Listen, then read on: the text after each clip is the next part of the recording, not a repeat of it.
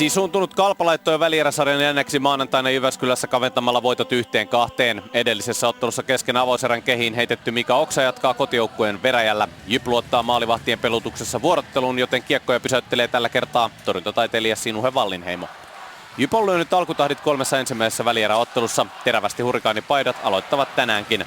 Ossi Louhivaaran ampuma kiekko on jo menossa maaliviivan oikealle puolelle, mutta ketjukaveri Juha-Pekka Hytösen luistin osuu kiekon tielle ja peliväline liukuu Kalpamaalin ohi. Aiemmissa kohtaamisissa avausmaalista on vastannut Jyp, mutta tänään tuo tilasto lentää romukoppaan. Timo Salo spurttaa alivoimalla kiekon perään ja Jyp-pakki Kalle Kaijomaa putoaa kyydistä.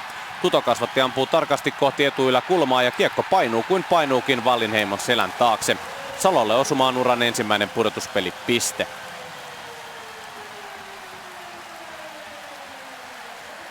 Jyp jyrää konemaisen tasaisesti kohti Kalpamaalia toisessakin erässä. Uurastus tuottaa tulosta lopulta ylivoimalla-ajassa 31-43.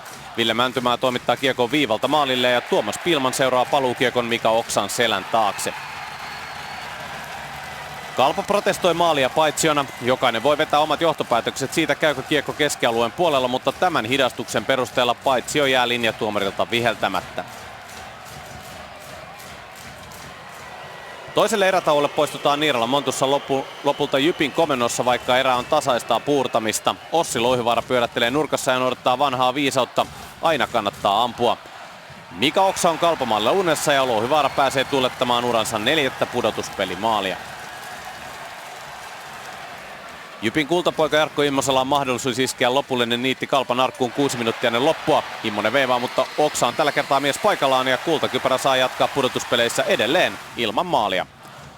Kalpa jonii viimeiset kuviot 4 minuuttia ennen loppuaika lisällä, kun Immonen komennetaan koukkaamisesta jäähylle.